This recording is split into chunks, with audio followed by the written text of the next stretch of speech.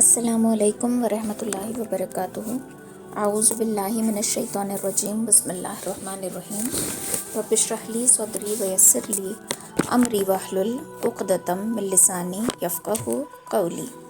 Rabbi यस्सिर वला तुअस्सिर वतम्मिम bill खैर वबिका नस्तईनु या फ़त्ताहु या फ़त्ताहु या फ़त्ताहु रब्बी ज़िदनी इल्मा रब्बी ज़िदनी इल्मा रब्बी ज़िदनी इल्मा।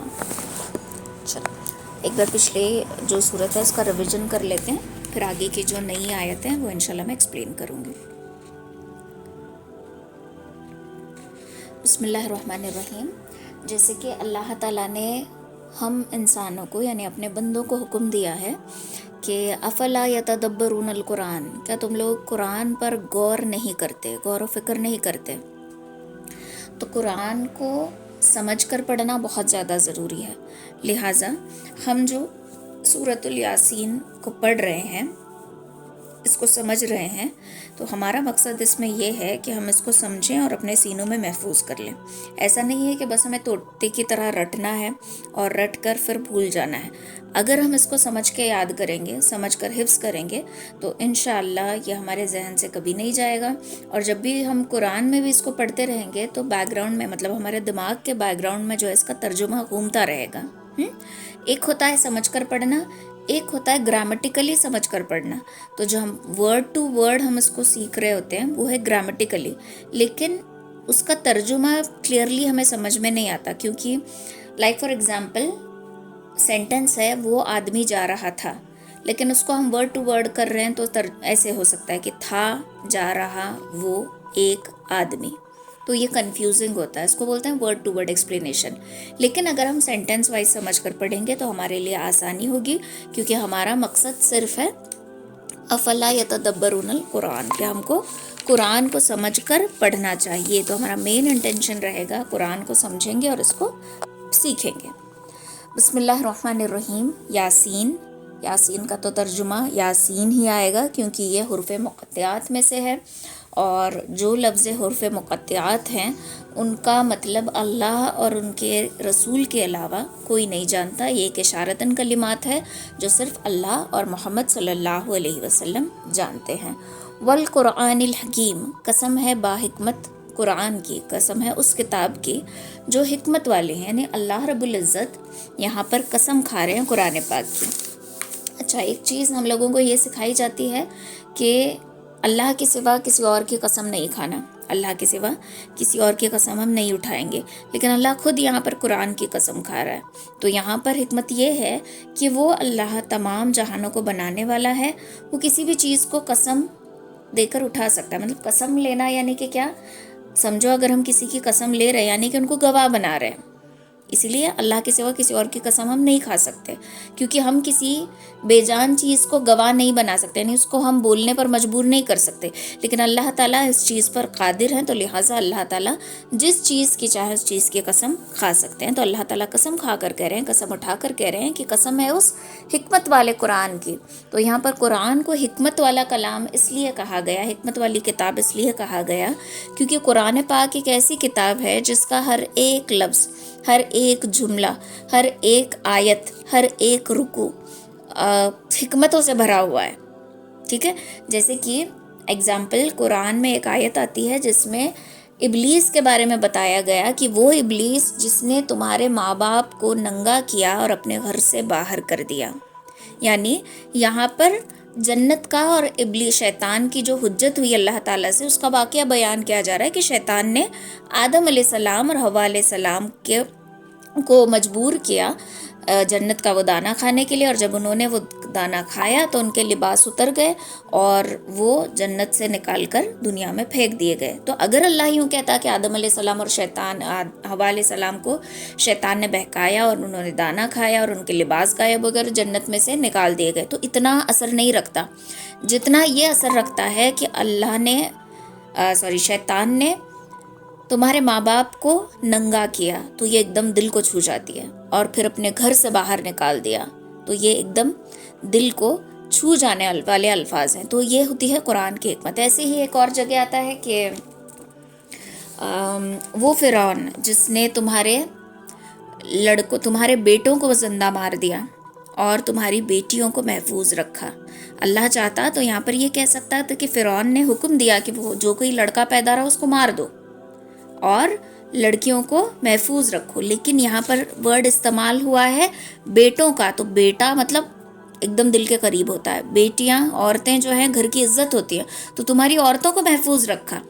تو یہاں پر کیا ہے، عورت کو محفوظ رکھنا، یعنی کہ عورت کا کسی بھی طریقے سے استعمال کر سکتے ہیں. تو یہ فرعون کے لیے دل میں نفرت ڈالنے کے لیے یوں حکمت بھرے الفاظ اللہ تعالیٰ نے استعمال کیے. تو اس لیے کہا جاتا ہے کہ قرآن پاک ایک حکمت والی کتاب ہے.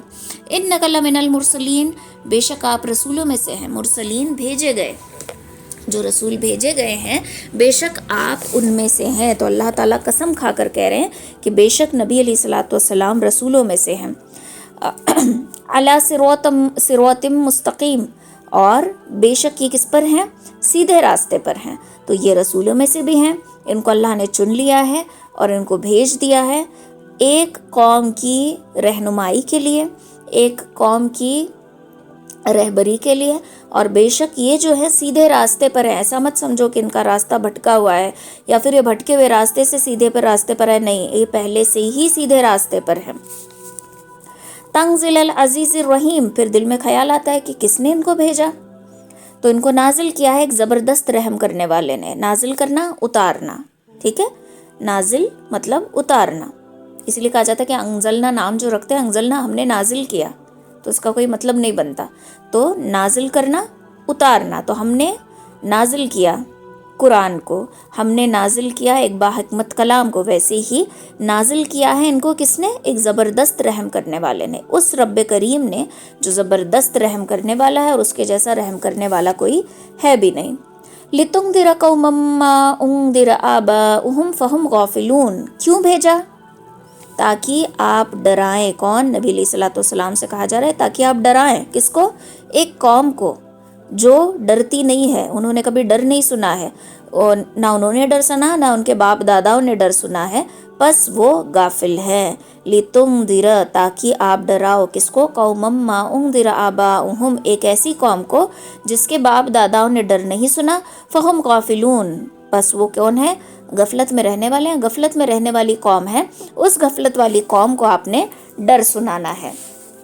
لَقَدْ حَقَّ الْقَوْلُ عَلَىٰ أَكْثَرِهِمْ فَهُمْ لَا يُؤْمِنُونَ، تحقیق کے ثابت ہو گئی بات ان میں سے بہتوں پر، ان میں سے جتنے بھی لوگ ہیں جو غفلت والی قوم ہے، ان میں سے بہت سارے لوگوں پر حق کی بات ثابت ہو گئی. اکثریت پر یہ بات جو ہے وہ ثابت ہو گئی، لیکن پھر بھی وہ لا یؤمنون، وہ ایمان نہیں لے کر آئے. تو کیسا ہوتا ہے کہ جب کافروں میں نبی علیہ الصلوۃ والسلام دین کی دعوت دیتے تھے تو ان کی سمجھ میں تو آتا تھا کہ ہاں کچھ تو اس بات میں دم ہے، لیکن ضد اور ہٹ درمی ایسی تھی کہ وہ بات کو ماننا نہیں چاہتے تھے. ایک چیز ہوتی ہے نا ہمارے اندر کہ ہم کو معلوم ہوتا ہے کہ ہم غلط ہیں، ہم غلط کر رہے ہیں، لیکن ہماری ایک انا ہوتی ہے، ایک ضد ہوتی ہے جو ہمیں جھکنے نہیں دے رہی ہوتی کہ میں کیوں اس بات کو مانوں. تو ویسے ہی ان لوگوں کے اوپر یہ بات جو اکثریت پر ثابت ہو گئی، لیکن پھر بھی یہ لوگ ایمان نہیں لائیں گے. اِنَّا جَعَلْنَا فِي أَعْنَاقِهِمْ أَغْلَالًا فَهِيَ إِلَى الْأَذْقَانِ فَهُمْ مُقْمَحُونَ. اِنَّا جَعَلْنَا، بے شک ہم نے ڈالی ہیں ان کے گردنوں میں توق.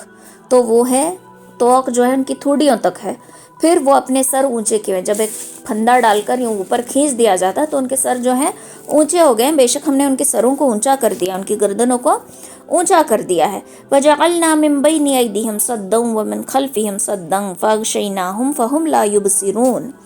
اور ہم نے کر دیا ان کے آگے ایک دیوار، ان کے پیچھے ایک دیوار، پھر ہم نے انہیں ڈھانپ دیا ہے سو وہ کچھ نہیں دیکھتے، وہ کچھ بھی نہیں دیکھتے. جب نبی علیہ الصلوۃ والسلام مکہ سے مدینہ کی طرف ہجرت کرنے والے تھے اور نبی علیہ الصلوۃ والسلام کی اس دن قتل کی سازش ہوئی تھی، تو نبی علیہ الصلوۃ والسلام نے حضرت علی رضی اللہ تعالی عنہ کو اپنے بستر میں لٹا دیا، اپنی چادر اڑا دی، اور انہی لوگوں کے درمیان سے وہ نکل گئے جو جھنڈ آ کر باہر کھڑا ہوا تھا. قتل کی سازش جن لوگوں نے رچی ہوئی تھی، انہی کے درمیان سے نبی علیہ الصلوۃ والسلام چلے گئے، پر وہ ان لوگوں کو دیکھ نہیں سکے. وہ لوگ نبی علیہ الصلوۃ والسلام کو دیکھ نہیں سکے. تو تبھی اللہ نے کیا کہا کہ ہم نے ڈال دی ہے، ہم نے کر دی ہے ان کے آگے ایک دیوار، ان کے پیچھے ایک دیوار، اور ہم نے ان کو ڈھانپ دیا ہے، بس وہ نہیں دیکھ پاتے. تو یہ آیت ایک بہت مجرب آیت ہے.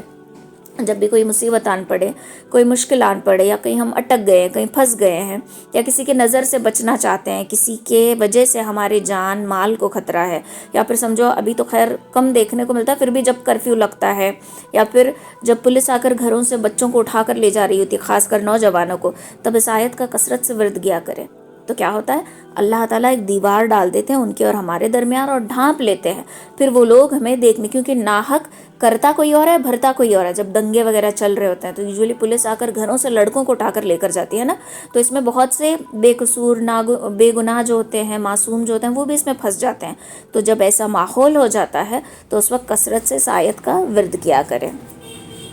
وَسَوَاءٌ عَلَيْهِمْ أَأَنذَرْتَهُمْ أَمْ لَمْ تُنذِرْهُمْ لَا يُؤْمِنُونَ، اور آپ ان کو ڈرائیں یا نہ ڈرائیں ان کے لیے برابر ہے، وہ یقین نہیں کریں گے۔ یہ ایک ایسی قوم ہے کہ آپ ان کو ڈراؤ یا آپ ان کو نہ ڈراؤ ان کے لیے برابر ہے، مطلب وہ کیئر نہیں کرتے اس بات کو، وہ اس بات کو امپورٹنس دے ہی نہیں رہے، وہ جسٹ آپ کو اگنور کر رہے ہیں، وہ اس بات کو کوئی اہمیت نہیں دے رہے۔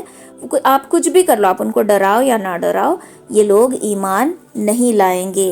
انما تنذر من اتبع الذکر، صرف آپ ڈرا سکتے ہیں، خبردار کر سکتے ہیں ان کو جو اتباع کرے، من اتبع جو اتباع کرے، الذکر ذکر مطلب یہاں پر قرآن کی بات کی جا رہی ہے، جو یہ حکمت والا ذکر ہے، قرآن کی جو آیتیں بیان کی جا رہی ہیں، جو آپ صرف ان لوگوں کو ڈرا سکتے ہیں، کن لوگوں کو؟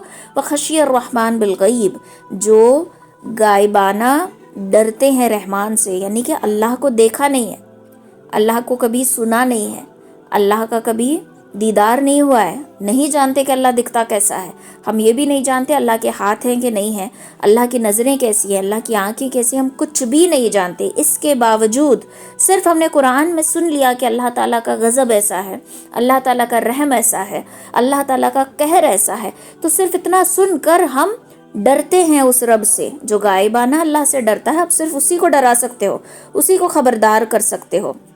فَبَشِّرْهُ بِمَغْفِرَةٍ وَأَجْرٍ کریم، اور جو اس طریقے سے بنا اللہ کو دیکھے، بنا اس میں چون چرا کرے مان لیتا ہے، سر جھکا لیتا ہے اس بات کے آگے کہ ہاں اللہ ہے، مجھے دیکھ رہا ہے، میں جو کر رہی ہوں غلط ہوں، یہ میں جو کر رہی ہوں یہ اللہ کا حکم ہے، میں میرے رب کی اتباع کر رہی ہوں، میں محمد صلی اللہ علیہ وسلم کی اتباع کر رہی ہوں، اگر میں یہ غلط کام کروں گی تو میری پکڑ ہوگی، اگر میں خلاف سنت کوئی کام کروں گی تو نبی علیہ الصلوۃ والسلام کی ناراضگی مجھ سے ہوگی۔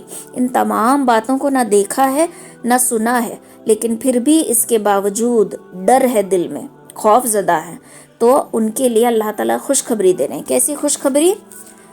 مغفرت کی خوشخبری، کہ اللہ تعالیٰ ان کو معاف کر دیں گے، اللہ تعالیٰ نے ان کے لیے معافی لکھ دی، اور کیا کہا؟ اجر کریم، بدلہ ایک بہت ہی عزت والا بدلہ، یا پھر اجر کریم ان کو دیا جائے گا جو اللہ کو بنا دے کے اللہ سے ڈرتے ہیں۔ اِنَّا نَحْنُ نُحْيِي الْمَوْتَى وَنَكْتُبُ مَا قَدَّمُوا وَآثَارَهُمْ وَكُلَّ شَيْءٍ أَحْصَيْنَاهُ فِي إِمَامٍ مُبِينٍ، بے شک ہم ہی زندہ کریں گے مردہ کو، اور ہم لکھتے ہیں جو کچھ وہ آگے بھیج چکے ہیں اور جو پیچھے چھوڑ گئے ہیں، اور ہر چیز کو شمار کر رکھا ہے ہم نے ایک واضح کتاب میں، ایک کھلی ہوئی ان ڈیٹیل ایک کتاب ہے، اس میں ہم نے اس کو درج کر رکھا ہے۔ ٹھیک ہے، تو اللہ تعالیٰ یہاں پر کیا کہہ رہے ہیں کہ بے شک یہ لوگ جتنا بھی غفلت میں رہیں، جتنا بھی انکار کریں، ہم ہی کیا کرنے والے ہیں؟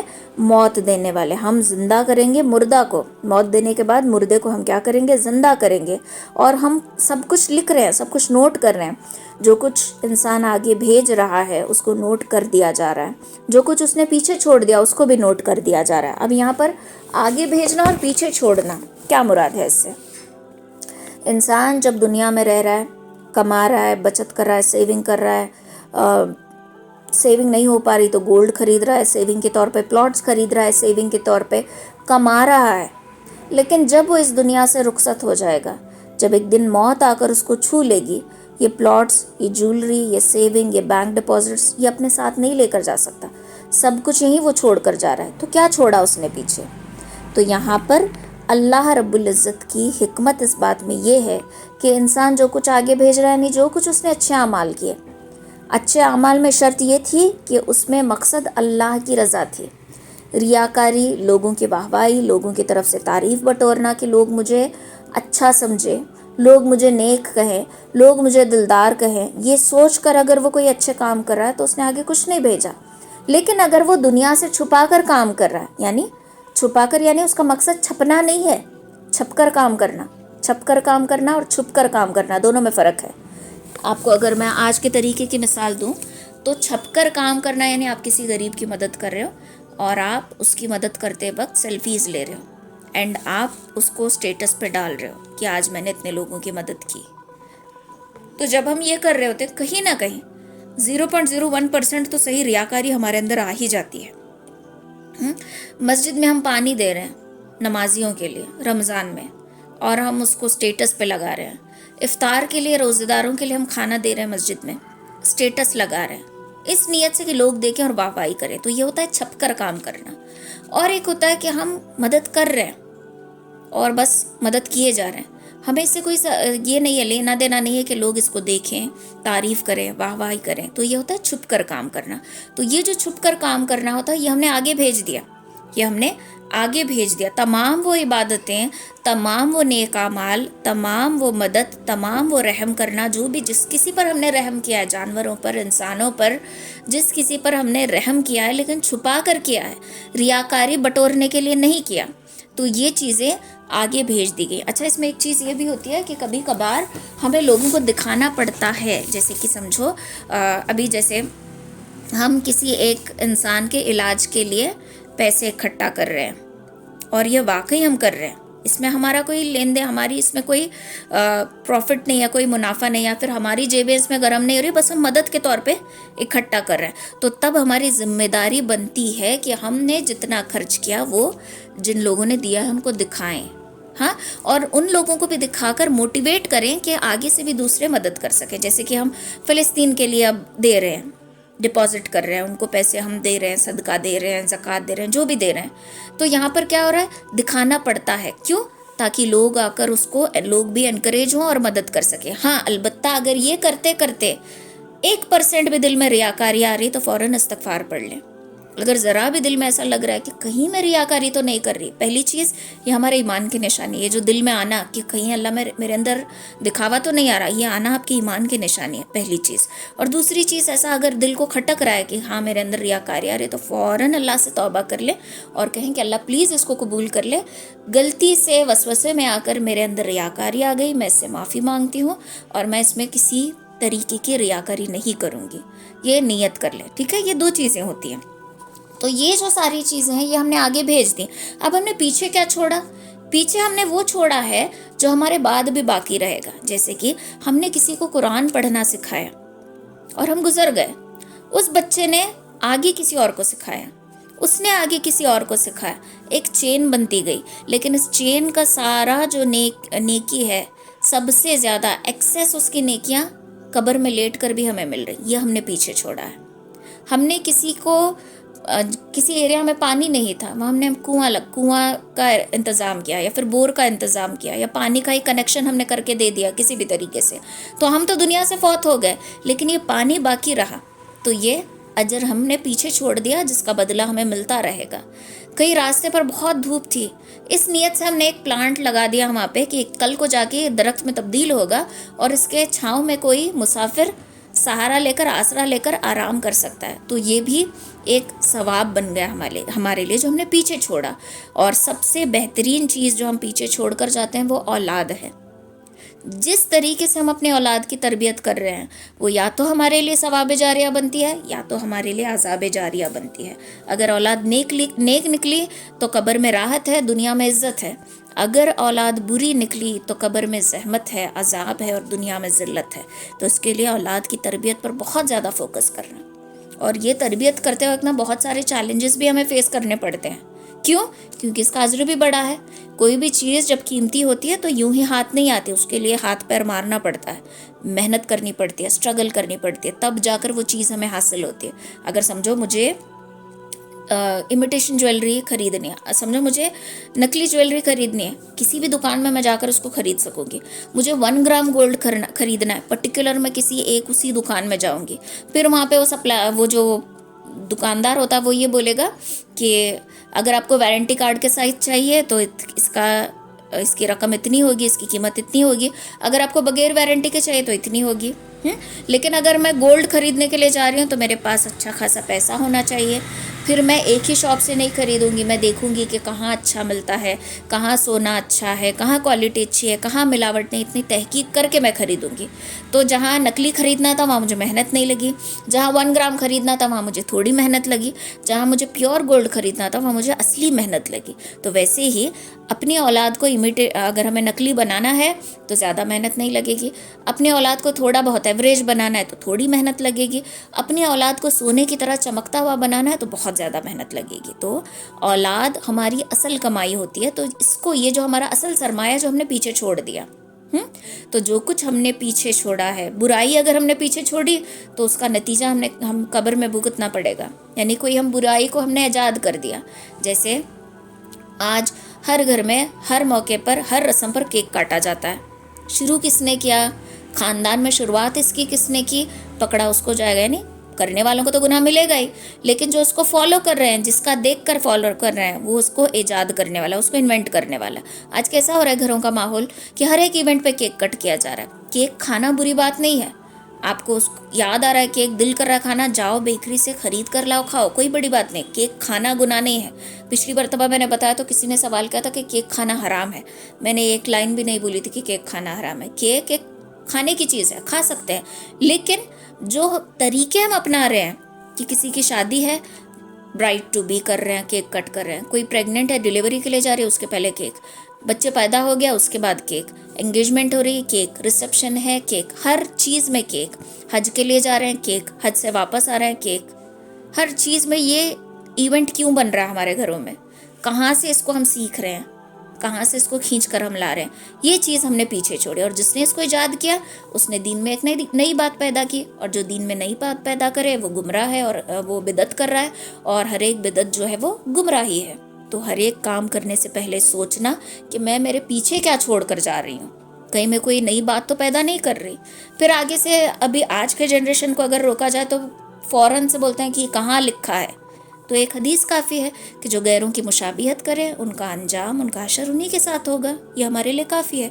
تو ہمارے نبی نے ہمیں کہا ہے کہ غیروں کی مشابہت نہیں کرنا. خیر، یہ جو چیزیں ہیں جو ہم اپنے پیچھے چھوڑ کر جاتے ہیں. اور اللہ تعالیٰ کوئی چیز بھولنے والا نہیں ہے، کیونکہ اللہ تعالیٰ نے ہر چیز کو شمار کر رکھا ہے. ہم اللہ تعالیٰ کے آنکھوں پر پردہ نہیں ڈال سکتے. ہر ایک چیز نوٹ کر کے رکھی گئی ہے ایک واضح کتاب میں. جو کچھ ہم نے کیا، جو کچھ ہم نے چھوڑا، جو کچھ ہم نے اپنا لیا، سب کچھ نوٹ کر کے رکھا ہوا ہے اور ہم اس سے بھاگ نہیں سکتے. وَاضْرِبْ لَهُمْ مَثَلًا أَصْحَابَ الْقَرْيَةِ إِذْ جَاءَهَا الْمُرْسَلُونَ. اور بیان کرو ان سے قصہ بستی والوں کا جب ان کے پاس آیا ایک رسول. تو یہ کون سے رسول ہیں، کون سی بستی ہے، یہ تو بتایا نہیں گیا.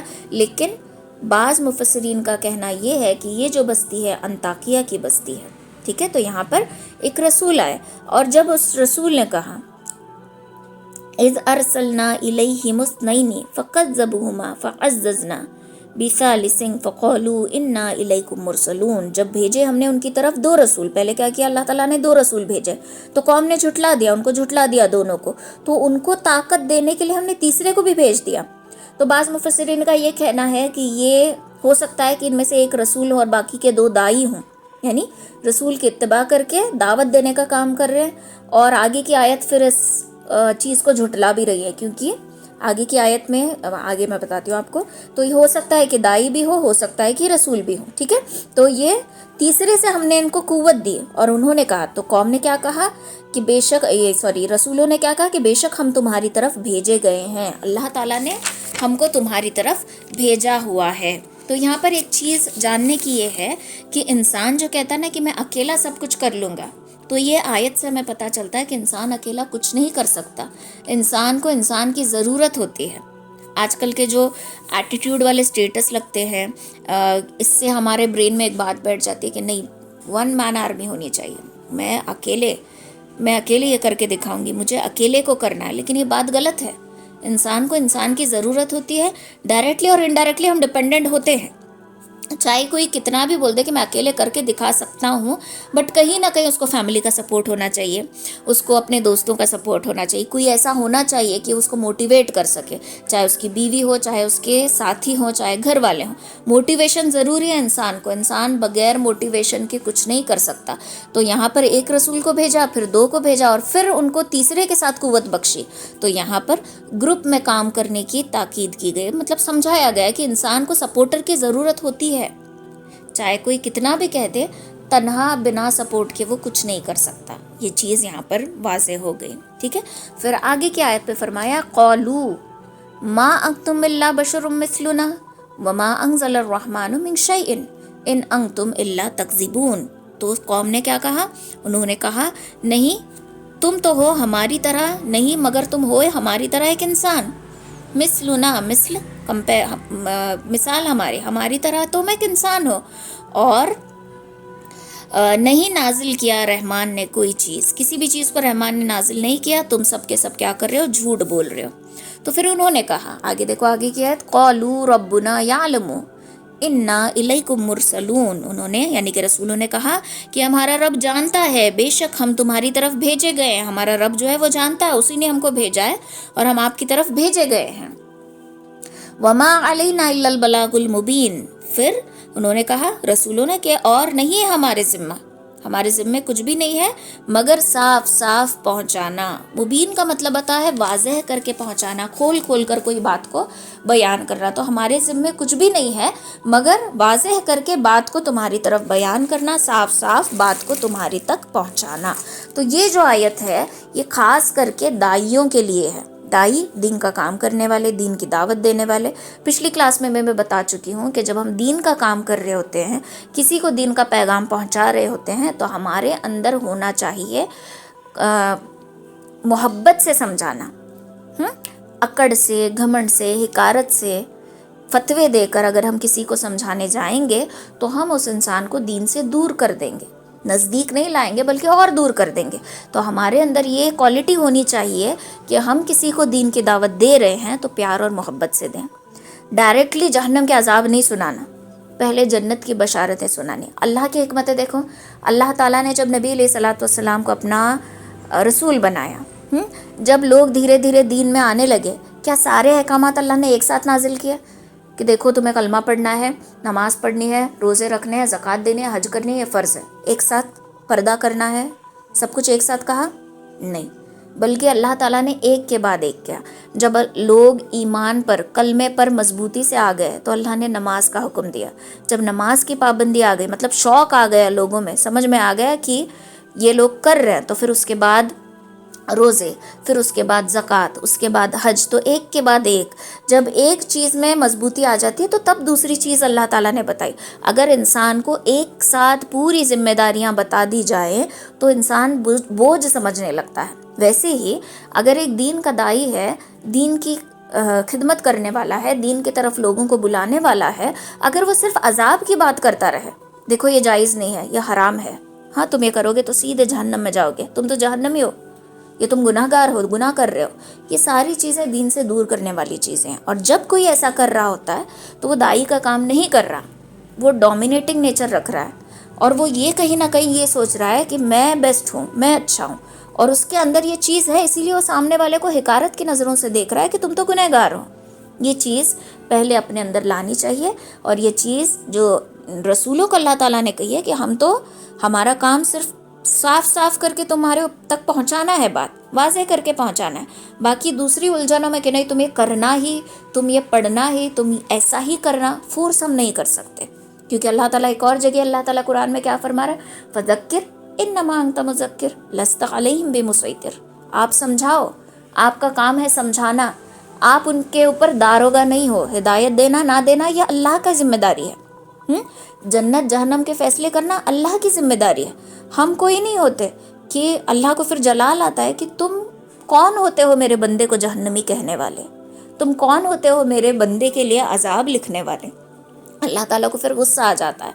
तो इसके लिए एक दाई, एक मुबल्लिग, एक मुअल्लिम, इन सब की जिम्मेदारी یہ ہوتی ہے کہ آپ محبت سے دین کی طرف لوگوں کو کھینچے. اب دائی، مبلغ، معلم ہونے کے لیے ضروری نہیں کہ آپ سرٹیفکیٹ لے کر ہی آئے. آپ نے دین کی ایک بات سیکھی، آپ نے اس پہ عمل کیا، آگے پہنچا دو. یہ بھی ایک دائی. ہم سب نبوت کے کام کے ذمہ دار ہیں. جو حاضر ہے وہ غائب تک میرا پیغام پہنچا دے. یہ نبی علیہ الصلوۃ والسلام کے جملے تھے حجۃ الوداع کے موقع پر. جب آپ نے خطبہ دیا تو کیا کہا تھا کہ جو حاضر ہے وہ غائب تک میرا پیغام پہنچا دے. تو ہمارے اوپر بھی یہ بات لاگو ہوتی ہے کہ ہم جو سن رہے ہیں، جو حاضر نہیں ہیں، ان تک یہ بات پہنچا دیں. اور جب پہنچائیں تو محبت کے ساتھ، حکمت کے ساتھ، عاجزی کے ساتھ، ایسے کہ سامنے والا مائل ہو جائے.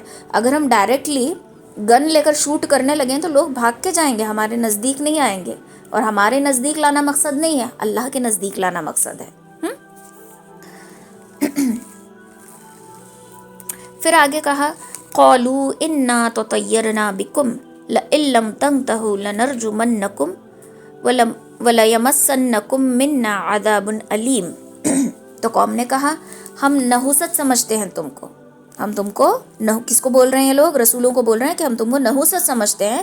اگر تم باز نہیں آؤ گے، مطلب اگر تم یہ جو باتیں کر رہے ہو، اگر تم اس سے باز نہیں آؤ گے تو ہم ضرور تمہیں سنسار کر دیں گے، ضرور تمہیں پتھر تم پہ برسا دیں گے، سنسار کر دیں گے تمہیں. اور پہنچے گا تم کو ہم سے دردناک عذاب. یہ جو تم عذاب کی باتیں کر رہے ہو، اللہ کی باتیں کر رہے ہو، ہم تمہیں پتھر تم پہ برسا دیں گے اور تمہیں ضرور دردناک عذاب ہم دیں گے. تو یہ کون کہہ رہی ہے؟ قوم. اب یہاں پہ جو ورڈ یوز کیا گیا ہے تطیرنا، تو یہاں پر نحوست انہوں نے کہا کس کو؟ نبیوں کو. کس لیے؟ ان کا ماننا یہ تھا کہ جب بھی کوئی رسول آتا ہے تو کوئی نہ کوئی مصیبت لے کر آتا ہے. حالانکہ یہ آزمائشیں ہوتی ہے اللہ کی طرف سے.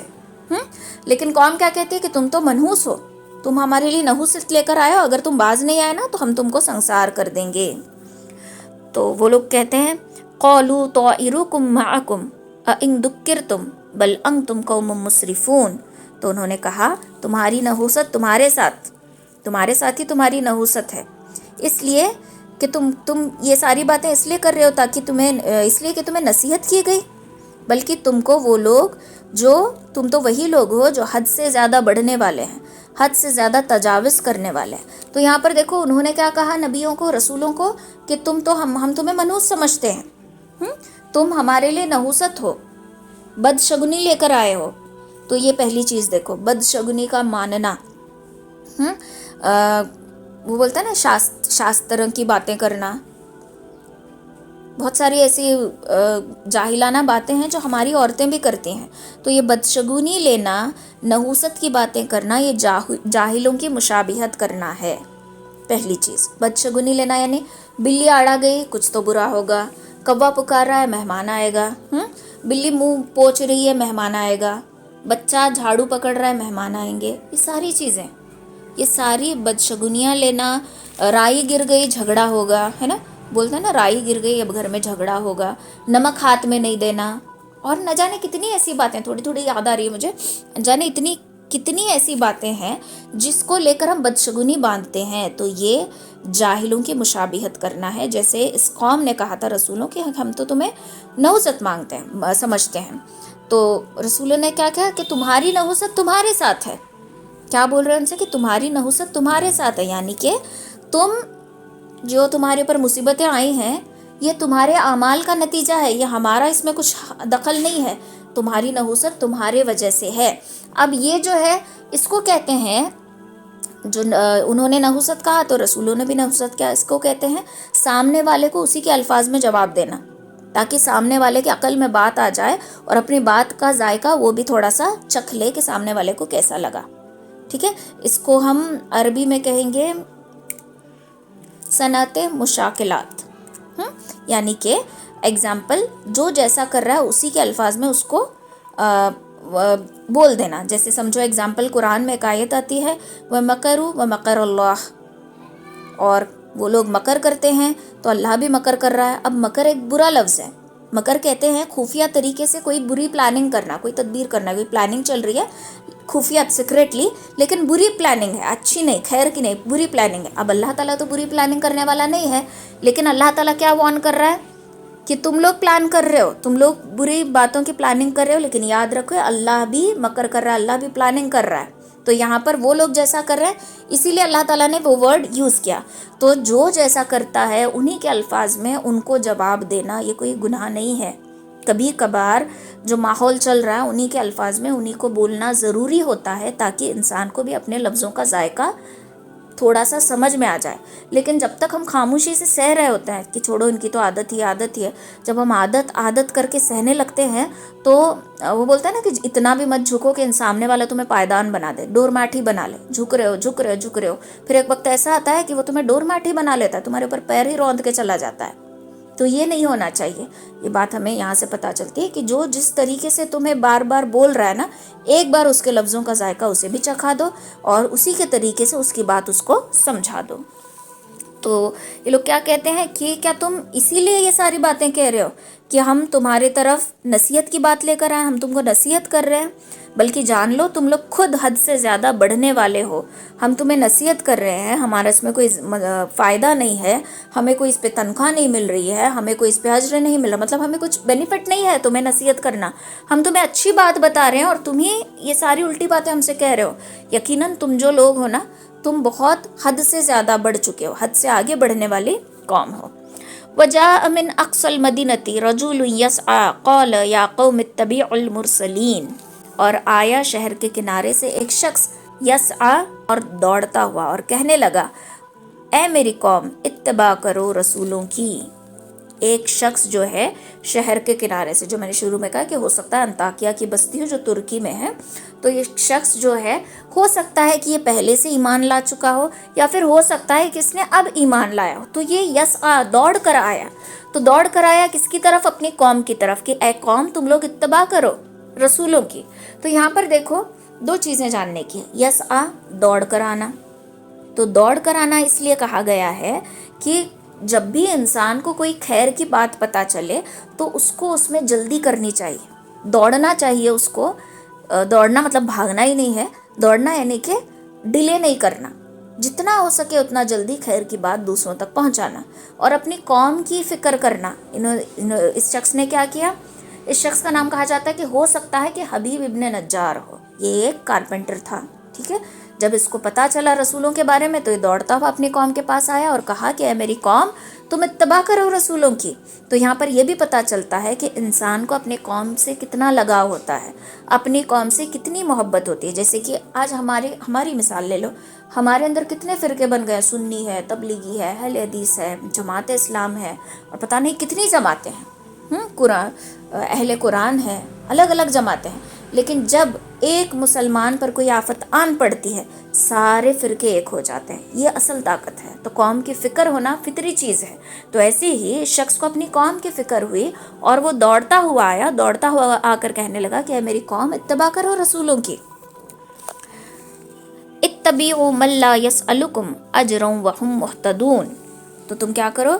پیروی کرو, اتباع کرو ان کی جو نہیں مانگتے تم سے کوئی اجر اور وہ سیدھے راستے پر ہے. وہ لوگ تم سے کوئی یہ نہیں مانگ رہے کہ میں دیکھو ہم تمہاری اصلاح کریں گے, اس پر ہمیں اتنا یہ چاہیے, اتنا وہ چاہیے. تم سے کوئی بھی ڈیمانڈ نہیں کر رہے, کوئی بھی بدلہ نہیں مانگ رہے, کوئی بھی مطلب سے. دیکھو آج کوئی بھی کسی کی مدد کر رہا ہے, مطلب چھپا ہوتا ہے. میں تو کہتی ہوں کہ دنیا میں ہر رشتہ مطلب پر ٹکا ہوا ہے.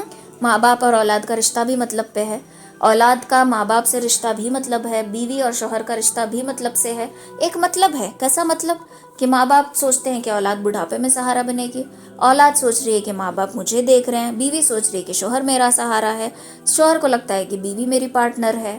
ہر ایک انسان سے مطلب سے جڑا ہے, چاہے وہ مطلب برا ہو یا اچھا ہو, لیکن کہیں نہ کہیں ہم سب مطلب سے جڑے ہوئے ہیں. لیکن ایک اللہ ہی ہے جو بے مطلب ہم سے جڑا ہے. ہم کیا دے رہے ہیں اللہ کو بدلے میں؟ نافرمانی کے سوا. سوچ کر دیکھو, اللہ ہمیں کیا کچھ نہیں دے رہا اور ان ریٹرن ہم اس کی نافرمانی کے سوا کچھ بھی اس کو نہیں دے رہے. تو یہ ایک ایسا رشتہ ہے جس میں کوئی مطلب نہیں ہے, اللہ اور بندے کا رشتہ. لیکن اگر ہم ماں باپ اور اولاد کے رشتے میں بھی دیکھیں تو مطلب جڑا ہوتا ہے. اولاد ماں باپ کی خدمت کر رہی ہوتی ہے مطلب سے کہ پراپرٹی مل جائے. امپلائی باس کی خدمت کر رہا ہے, باس کی ہاں ہاں کر رہا ہے, جی جی کر رہا ہے, کیوں؟ سیلری اور پروموشن کا مطلب ہے. کسٹمر دکاندار کی واہ واہی کر رہا ہے، جی جی کر رہا ہے، کیوں؟ تاکہ اس کو ڈسکاؤنٹ مل سکے. دکاندار کسٹمر کی سن کے لے رہا ہے، کیوں؟ تاکہ کسٹمر ٹوٹ نہ جائے. ہر چیز میں مطلب ہے، ہر ایک رشتے میں مطلب ہے. ٹیچر بچے کی تعریف کرے، موٹیویٹ کرے، کیوں؟ کیونکہ بچے جڑے رہے.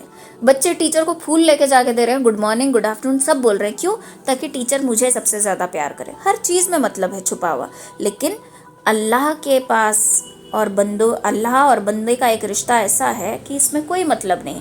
ویسے ہی رسولوں کا قوم سے کوئی مطلب نہیں ہے. ایک قوم ہے ہماری اور ان کی اصلاح کرنی ہے، تو بے مطلب بے غرض وہ لوگ تمہارے پاس آئے ہیں اور وہ تمہارا بھلا چاہ رہے ہیں، اور وہ سیدھے راستے پر ہے. مہتدون، وہ لوگ گمراہ نہیں ہے، ہدایت کے راستے پر ہیں. ان کو وزڈم مل گئی ہے، ہدایت مل گئی ہے، اور وہ ہدایت پر ہیں. تو تم ان کی اتباع کیوں نہیں کرتے؟ وَمَا لِيَ لَا عَبْدُ الَّذِي فَطَرَنِي وَإِلَيْهِ تُرْجَعُونَ، اور کیا ہوا مجھے، میں بندگی نہ کروں اس کی جس نے مجھے پیدا کیا؟ وہ شخص کیا کہہ رہا ہے، مجھے کیا ہوا ہے کہ میں اس کی بندگی نہ کروں جس نے مجھے ہی پیدا کیا، جو میرا خالق ہے؟ کیا میں اس کی غلامی نہ کروں اور اللہ کی طرف میں نہ جاؤں؟ اسی کی طرف تو ہم سب کو لوٹایا جانا ہے. فَطَرَنِي وَإِلَيْهِ تُرْجَعُونَ، اور اسی کی طرف ہم سب کو لوٹایا جانا ہے. ہم سب اسی کی طرف لوٹ کر جائیں گے. تو کیا میں اس کی اتباع نہ کروں؟ کیا ہوا ہے مجھے؟ کیا میں اتنا پاگل ہوں کہ میرے خالق کی میں بندگی نہ کروں؟ أَأَتَّخِذُ مِن دُونِهِ آلِهَةً إِن يُرِدْنِ الرَّحْمَنُ بِضُرٍّ لَّا تُغْنِ عَنِّي شَفَاعَتُهُمْ شَيْئًا وَلَا يُنقِذُونَ، کیا میں اس کے سوا یعنی میرے خالق کے سوا کسی اور کو اپنا معبود بنا لوں، کسی اور کو اپنا معبود بناؤں؟ اگر رحمان ارادہ کرے. اب یہاں پر رحمان کا ورڈ اس شخص نے کیوں استعمال کیا؟ کیونکہ ہم نے دیکھا ہے کہ رسولوں نے اکثر اللہ تعالیٰ کے صفاتی نام رحمان کو استعمال کیا ہے. تو عبد الرحمن اللہ تعالیٰ کا پسندیدہ نام بھی ہے. تو رحمان اگر ارادہ کر لے تو نقصان، اگر میرے ساتھ نقصان کا ارادہ کر لے تو مجھے کوئی فائدہ نہیں دے سکتا، اور مجھے کسی کی سفارش یعنی جتنے بھی معبود تم نے گھڑ رکھے ہیں ان میں سے کسی کی بھی سفارش مجھے بچا نہیں سکتی، اور وہ مجھے اس نقصان سے چھڑا نہیں سکتی اگر اللہ نے ارادہ کر لیا ہے نا. اللہ اگر ہمارے ساتھ برائی کا معاملہ چاہ رہا ہے تو ہمیں کوئی بچا نہیں سکتا، کوئی ہمارے ساتھ اچھا نہیں کر سکتا. اللہ اگر ہمارے ساتھ بھلائی کا معاملہ چاہ رہا ہے تو کوئی ہمارا نقصان نہیں کر سکتا. تو اللہ کے پاس ہمارے گناہوں کی سفارش لے کر کوئی نہیں جا سکتا جب تک کہ اللہ نہ چاہے. تو ہر چیز اللہ پر ڈیپینڈڈ ہے.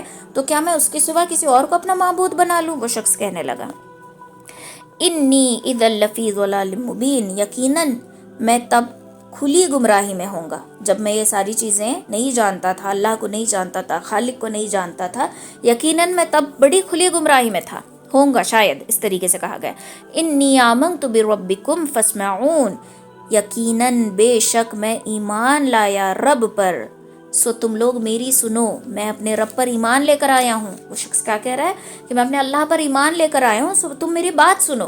جیسے ہی ایسے اس نے کہا کہ میں ایمان لے کر آیا رب پہ، قتل کر دیا گیا. جیسے ہی اس نے اسے کہا تو اس کو مار دیا گیا. پھر جیسے ہی اس کو مار دیا، یہاں اس کو مارا اور ودن سیکنڈز اللہ کیا کہہ رہا ہے، قیل ادخل الجنہ قال یا لیت قومی یعلمون، کہا گیا کہ اس کو داخل کرو، داخل ہو جا میری بہشت میں، میری جنت میں داخل ہو جا. کیا کہہ رہا ہے، یہاں اس کو قتل کیا اور فوراً اللہ تعالیٰ نے کہا کہ داخل ہو جاؤ میری جنت میں.